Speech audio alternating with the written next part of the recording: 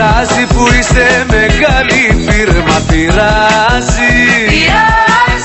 Πειράζει που είσαι και πολύ πεντέτα, πειράζει.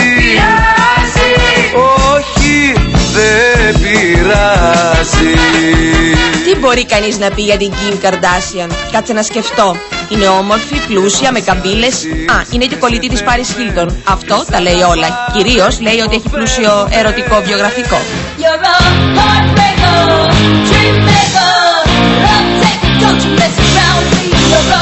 Όταν λοιπόν η Kim ήταν μικρούλα, στα 20 δηλαδή, παντρεύτηκε τον μουσικό παραγωγό Damon Thomas. Από μικρή στα βάσανα αυτή η κοπέλα. Γρήγορα όμως βαρέθηκε. Άσε που ο Damon δεν της έκανε ούτε ένα CD. Γάμος ήταν αυτός. Τον χώρισε λοιπόν μετά από 4 χρόνια. Και πολλά του ήταν του Damon.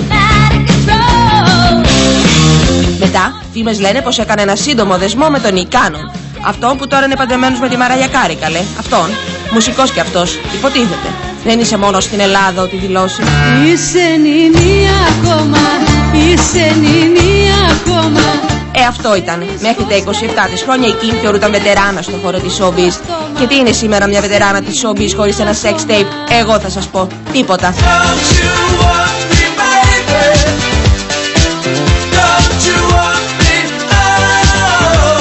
Έκανε λοιπόν ένα sex tape με το τότε φιλαράκι της Ray J. Και αυτός μουσικός παραγωγός. Μήπως θέλει να γίνει τραγουδίστρια κατά βάθος το κοριτσάκι μας?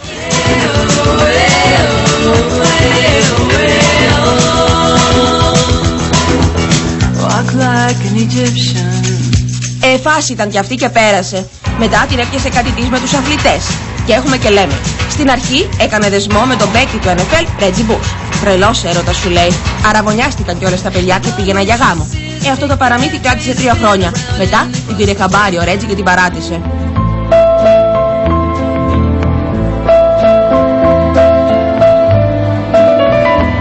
Δεν το έβαλε κάτω όμως η Kim.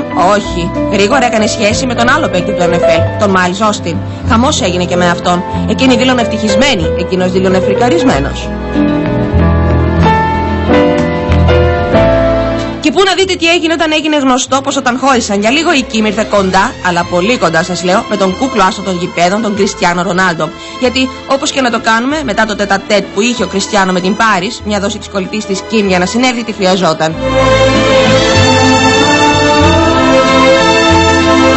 Έλαμντε όμως που ο Κριστιάνο δεν είναι για πολύ.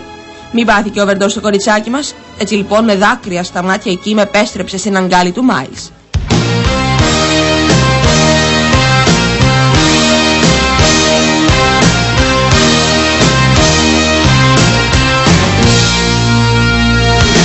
Και εδώ τελειώνει και αυτό το επεισόδιο της σειράς ερωτικές περιπέτειες μιας πλούσιας socialite. Μείνετε κοντά μας για το sequel.